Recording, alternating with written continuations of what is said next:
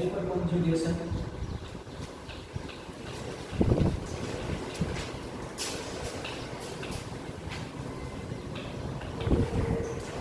એટલે કે અતિસંયુગ્મ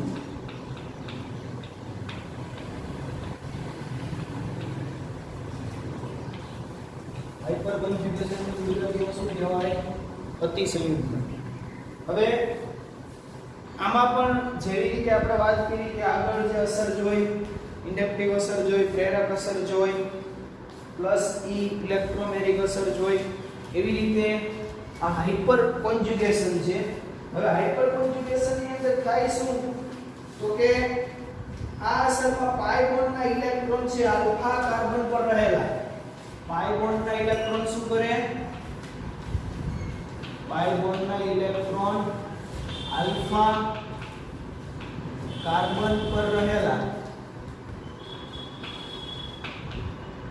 alpha carbon કોને કહેવાય? આપણે શીખી ગયા. કોને કહેવાય આલ્ફા કાર્બન? પાઈ બોન્ડના ઇલેક્ટ્રોન આલ્ફા કાર્બન પર રહેલા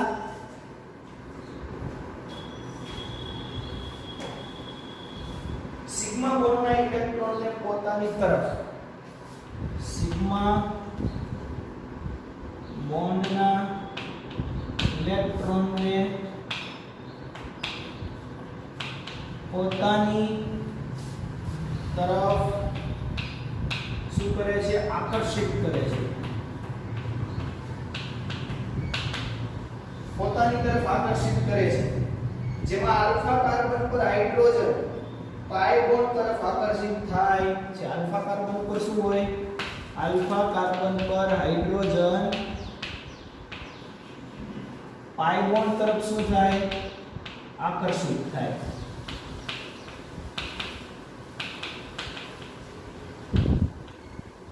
ચાલો, હાઇપર કોન્જ્યુગેશન ની અંદર શું થાય તો પાઈ બોન્ડના ઇલેક્ટ્રોન આલ્ફા કાર્બન પર રહેલા સિગ્મા બોન્ડના ઇલેક્ટ્રોનને પોતાની તરફ આકર્ષિત કરે છે.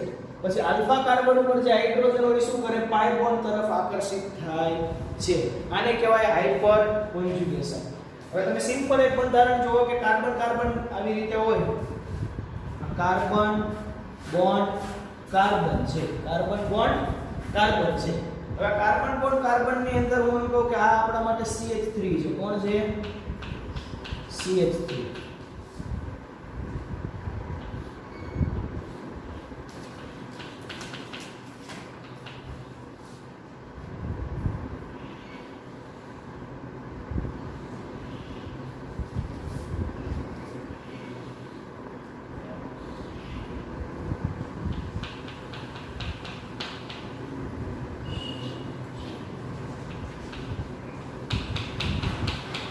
ચાલો રેસ ડેસ આપણને ખબર છે.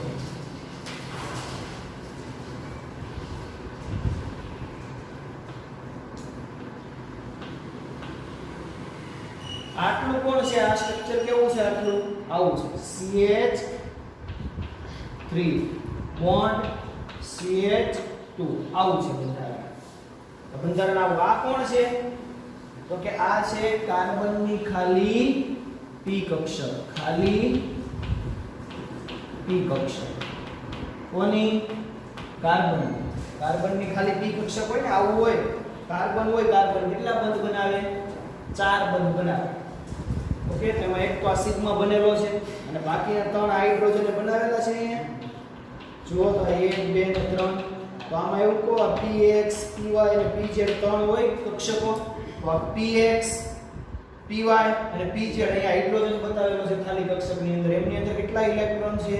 2 ઇલેક્ટ્રોન છે. અને અહીંયા 2 જ કક્ષક ભરાયેલી છે. આ કેવી છે? ખાલી કક્ષક છે. કઈ કક્ષક છે આ? ખાલી કક્ષક. આ આખી ભરાયેલી છે અને આ ખાલી કક્ષક છે. હવે આમની અંદર શું થાય? આમની અંદર શું થશે તો કે આ જે ઇલેક્ટ્રોન છે વ્યાખ્યા મુજબ એ કોના તરફ ખેંચાશે? કોના તરફ ખેંચાશે? કાર્બન તરફ. હવે વિચાર કરો કે આ કાર્બનને પૂરા બંધ બનાવેલા છે. આને કેટલા બંધ બનાવ્યા? આ એ જ મૂળનું છે. અહીંયા જે બતાવેલો છે આ કેટલા બંધ બનાવેલા છે? 3 છે ને. તો આના ઉપર વીજભાર કયો આવે? પ્લસ આવે કે નહીં? પ્લસ વીજભાર વાળો આવે. આવી રીતે આવે ને. CH3 આ CH2. તો આને કેટલા બંધ બનાવેલા છે? 3 પોઝિટિવ ચાર્જ અહીંયા બતાવેલો છે. હવે આના પછી બે રીતે લખી નાખો, પછી આ આકૃતિ પાછી સમજાવું. પહેલા આટલું લખી નાખો, હાઇપર કોન્જ્યુગેશન અતિસંયુગ્મન, એની અંદર પાઈ બોન્ડના ઇલેક્ટ્રોન આલ્ફા કાર્બન. હવે આલ્ફા કાર્બન કહેવાય કોને? સમજી લો અહીંયા જો આલ્ફા કાર્બન કોને કહેવાય? તો આપણે યાદ કરો, કોઈ પણ ક્રિયાશીલ સમૂહ જોડાયેલો હોય, આવું બંધારણ હોય CH3 CH2OH, અથવા આવું હોય CH3 CHOH CH2 CH3, અથવા કોઈ બંધારણ આવું છે CH3 CH+ CH2 CH3 CH3, અથવા કોઈ બંધારણ આવું છે CH3 CH2+. તો આમાં આલ્ફા કાર્બન કોને કહેવાય? તો કે ક્રિયાશીલ સમૂહ જે કાર્બન સાથે જોડાયેલો છે તે કાર્બન કયો કહેવાય? આલ્ફા. એની બાજુનો કાર્બન કયો કહેવાય? બીટા. અને એની બાજુનો કાર્બન કયો કહેવાય? ગામા. અહીંયા તો છે નહીં, તો અહીંયા ક્રિયાશીલ સમૂહ જોડાયેલો છે અહીંયા આ કાર્બન સાથે, એટલે આ કોણ થયો? આલ્ફા. એની બાજુ વાળો બીટા, આની બાજુ વાળો બીટા, અહીંની બાજુ વાળો આ ગામા. અહીંયા આની બાજુ વાળો કયો કહેવાય? જેના ઉપર પોઝિટિવ ચાર્જ છે એ ગણવાનો નથી. કેટાઇનની બાજુ વાળો આ કયો થયો? આલ્ફા. આ કયો થયો? આલ્ફા. આ કયો થયો? આલ્ફા. તો બાજુ વાળો એટલે આલ્ફા થાય. પછી એની બાજુ વાળો કયો થાય? આલ્ફાની બાજુ વાળો બીટા. તો અહીંયા આલ્ફા કાર્બન કયો થયો? આ થયો. અહીંયા જો પાઈ બોન્ડના ઇલેક્ટ્રોન આલ્ફા કાર્બન પર રહેલા સિગ્મા બોન્ડ, એટલે આલ્ફા કાર્બન ઉપર આ સિગ્મા બોન્ડ બને ને, બે ઇલેક્ટ્રોન ડાયરેક્ટ હાઇડ્રોજન બતાવેલો હોય તો બને કે નહીં? સિગ્મા બોન્ડના ઇલેક્ટ્રોનને પોતાના તરફ આકર્ષિત કરે છે. કઈ આકર્ષણ કરશે? કોણ આકર્ષિત કરશે? જે ધન વીજભાર છે તે. ધન વીજભાર શું કરશે? ઇલેક્ટ્રોનને ખેંચશે. ઇલેક્ટ્રોન એટલે કોણ? નેગેટિવ વીજભાર. એને પોતાના તરફ ખેંચશે. જ્યારે આલ્ફા કાર્બન હાઇડ્રોજન પાઈ બોન્ડ તરફ આકર્ષિત થાય છે, ખેંચીને અહીંયા કયો બંધ બનાવશે? પાઈ બોન્ડ, ડબલ બોન્ડ બનાવશે. ઓકે, પહેલા આટલું લખો, પછી આગળ પાછું સમજાવું તમને. ચાલો આગળ લખો. એમાં હાઇપર કોન્જ્યુગેશન ની અંદર આટલું લખાઈ જાય, એની નીચે લખો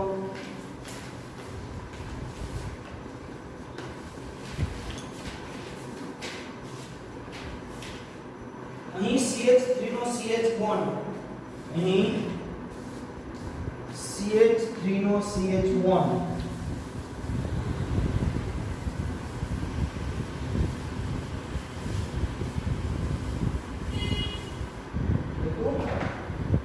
જ્યારે ખાલી p કક્ષક સાથે સીધી લાઈનમાં ગોઠવાય છે, CH3 નો CH બોન્ડ ખાલી કક્ષક p સાથે સીધી લાઈનમાં ગોઠવાય છે,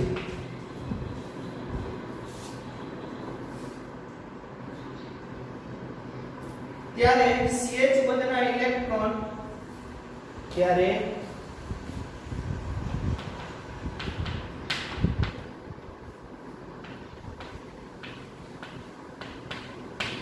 CH બોન્ડના ઇલેક્ટ્રોન ખાલી p કક્ષક સાથે વિસ્થાનીકૃત થાય છે. ખાલી p કક્ષક સાથે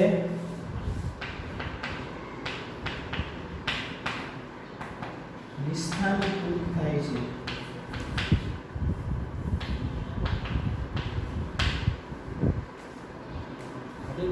સાથે વિસ્થાનીકૃત થાય છે.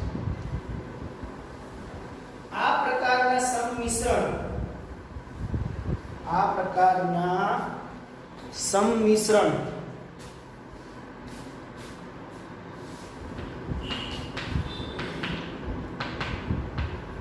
કાર્બોકેટાઇનની સ્થાયીતા વધારે છે.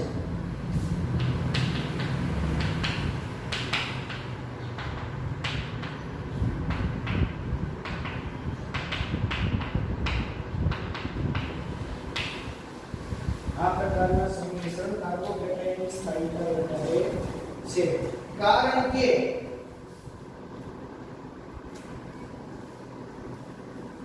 કારણ કે સિગ્મા બોન્ડની ઇલેક્ટ્રોન ઘનતા કારણ કે સિગ્મા બોન્ડની ઇલેક્ટ્રોન ઘનતા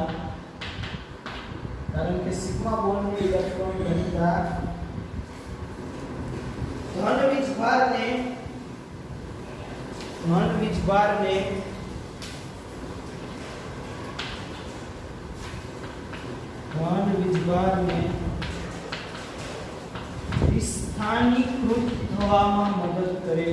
વિસ્થાનીકૃત થવામાં મદદ કરે છે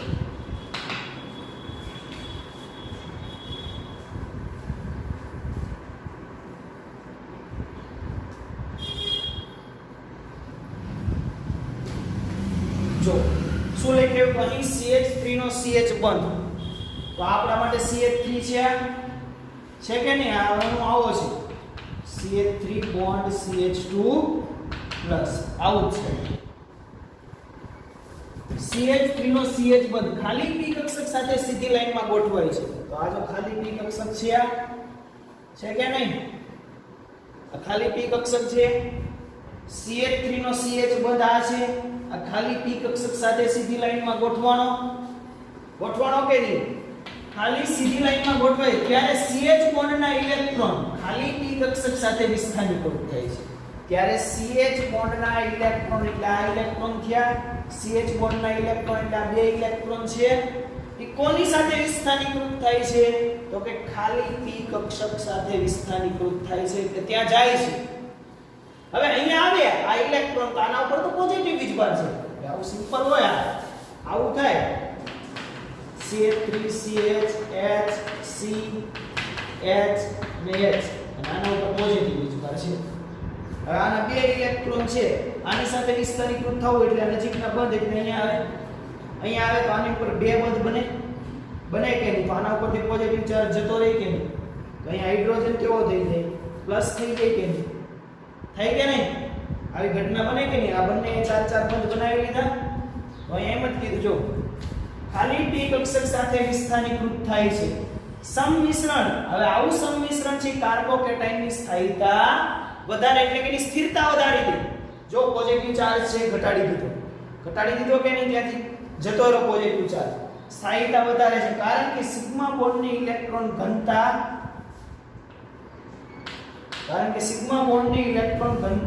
વીજભારને વિસ્થાનીકૃત થવામાં મદદ કરે છે આ સિગ્મા બોન્ડ હતો ને પછી અહીંયા સિગ્મા બોન્ડ અને સિગ્મા બોન્ડ કહીએ કે નહીં હવે અહીંયા ફરીને અહીંયા આવ્યો એટલે પાય બંધ બન્યો આના ઉપરથી પોઝિટિવ ચાર્જ હતો એને મદદ કરે છે કે નહીં જો વિસ્થાનીકૃત થવામાં ઘનતા વીજભારને એટલે આના ઉપર વીજભાર છે આ વીજભારને શું કરે છે વિસ્થાનીકૃત થવામાં મદદરૂપ કરે છે એટલે ત્યાંથી દૂર જવામાં મદદ કરે છે કરી છે ને આ વીજભાર ક્યાં આવી ગયો આના ઉપર આવી ગયો કે આવી ગયો ને તો આને કહેવાય હાઇપર કોન્જ્યુગેશન હવે એના એક્ઝામ્પલ સાથે આપણે સમજીએ આવો વીજભાર છે કઈ રીતે સ્થાનાંતર કરે છે હાઇપર કોન્જ્યુગેશન શેમાં જોવા મળે તો જુઓ તમને અણુ અહીંયા દોરી દઉં છું હાઇપર કોન્જ્યુગેશન હમણાં લખતા નહીં થોડી વાર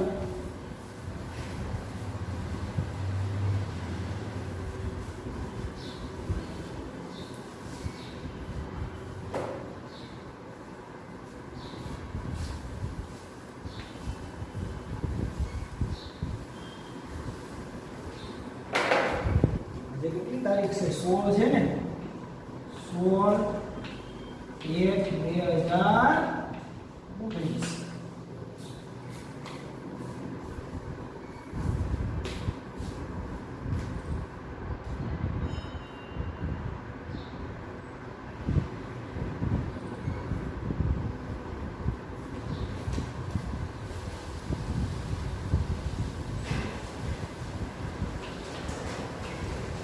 દેખાય લખેલું બરાબર દેખાય ને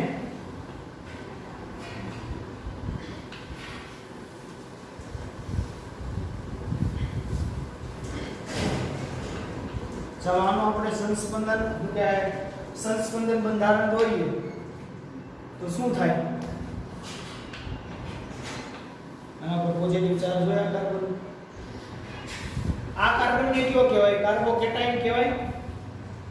એની બાજુવાળો કાર્બનને કયો કહેવાય? આ કાર્બનને કયો કાર્બન કહેવાય? આલ્ફા કાર્બન કહેવાય. કહેવાય કે નહીં આલ્ફા કાર્બન? આલ્ફા કાર્બન ઉપરનો હાઇડ્રોજન દૂર થવો જોઈએ પાછો. તો અહીંયા વાત આવી આલ્ફા કાર્બન. તો આ પોઝિટિવ ચાર્જને ઘટાડવો હોય તો ભાઈ આપણે ઇલેક્ટ્રોન અહીંયા આવે કે આવે તો કેવી ઘટના જોવા મળે? જુઓ આ સી અહીંયા હાઇડ્રોજન હતો એમને, અહીંયા હાઇડ્રોજન હતો એમને, છે કે નહીં? આ બંધના ઇલેક્ટ્રોન ક્યાં આવી ગયા? બાજુમાં. બાજુમાં ડબલ બોન્ડ બની ગયા. તો આના ઉપરથી પોઝિટિવ ચાર્જ ગયો કે નહીં? તો એ પોઝિટિવ ચાર્જ કોના ઉપર આવે? હાઇડ્રોજન પાસે ઇલેક્ટ્રોન ખાલી થઈ ગયા કે નહીં? આમાં આલ્ફા હાઇડ્રોજન આ 1 2 3 છે કે નહીં? ત્રણે આલ્ફા જ છે ને? આ આલ્ફા કાર્બન સાથે જોડાયેલા હાઇડ્રોજનને શું કહેવાય? Alpha hydrogen. આલ્ફા કાર્બન સાથે જોડાયેલા હાઇડ્રોજનને શું કહેવાય? Alpha hydrogen.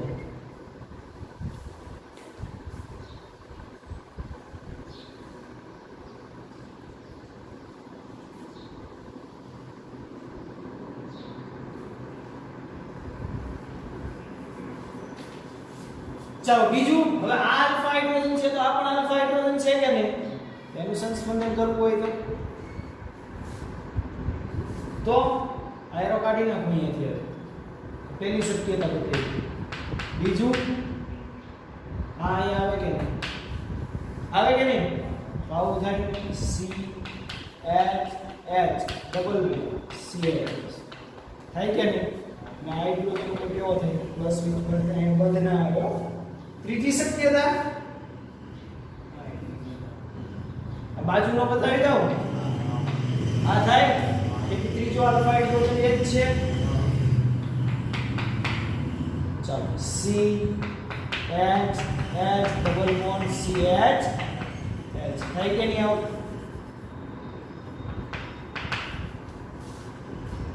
આને કહેવાય હાઇપર કોન્જ્યુગેશન. બને છે કે નહીં? પાઈ બોન્ડ તરફ ખેંચાયેલા રહે એમ કીધું તો સિગ્મા બંને ઇલેક્ટ્રોન ખેંચાઈ ગયા કે નહીં? અને ધન વીજભારને શું કહેવાય? વિસ્થાનીકૃત કે વિસ્થાનીકૃત એટલે બદલવું. એનું સ્થાન વિખાઈ જાય. ક્યાં જતું રહે? હાઇડ્રોજન પ્લસ ઉપર. તમારે તરત સ્ટ્રક્ચર અહીંયા લાઈનમાં જ લખવાનો. બીજું પછી અહીંયા અને ત્રીજો અહીંયા. કે અલગ અલગ નથી બતાવવાના. ચાલો બતાવી દો ફટાફટ.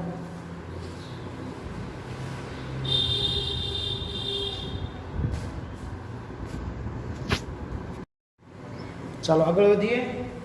હવે એની નીચે લખો સામાન્ય રીતે ધન વીજભારિત કાર્બન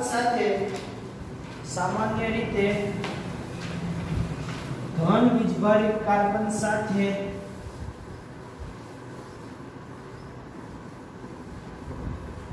જોડાયેલ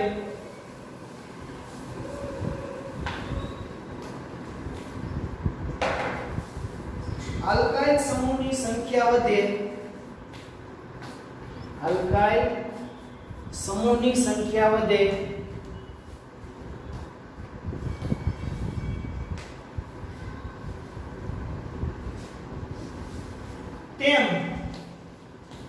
તેમ હાઇપર કોન્જ્યુગેશન વધે.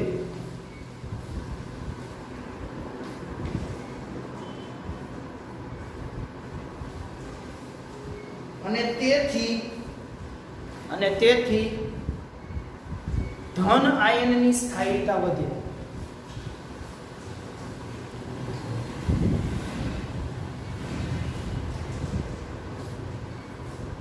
તેથી ધન આયનની સ્થાયીતા. હવે જો શું કીધું તમને કે ધન વીજભાર વાળો કાર્બન એને શું કહેવાય? કાર્બોકેટાયન. અને શું કહેવાય? કાર્બોકેટાયન. ધન વીજભાર વાળો કાર્બન છે અને શું કહેવાય? કાર્બોકેટાયન. હવે આ કાર્બોકેટાયનમાં શું કીધું આપણને કે જેમ જેમ આલ્કાઇલ સમૂહની સંખ્યા વધે તેમ તેમ તેની સ્થાયીતા વધે. તો સૌથી વધારે સ્થિર કાર્બોકેટાયન કયો હોય છે? આપણે ભણીએ કયો હોય છે? કેટલા ડિગ્રી? 3 ડિગ્રી કાર્બોકેટાઇન છે એ સૌથી વધારે સ્ટેબલ છે, એના પછી 2 ડિગ્રી, એના પછી 1 ડિગ્રી, એના પછી આલ્કાઇલ. જો આલ્કાઇલ સમૂહની સંખ્યા વધે એટલે શું? આ કાર્બન વધે. કાર્બન કેટલા?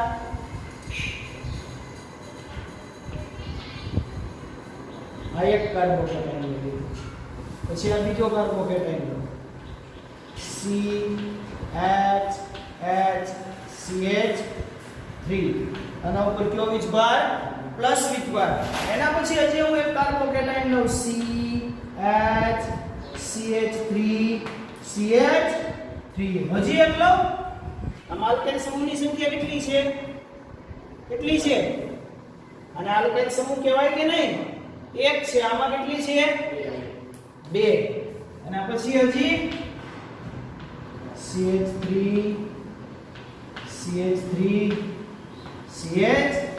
આમાં આલ્કેન સમૂહની સંખ્યા કેટલી છે?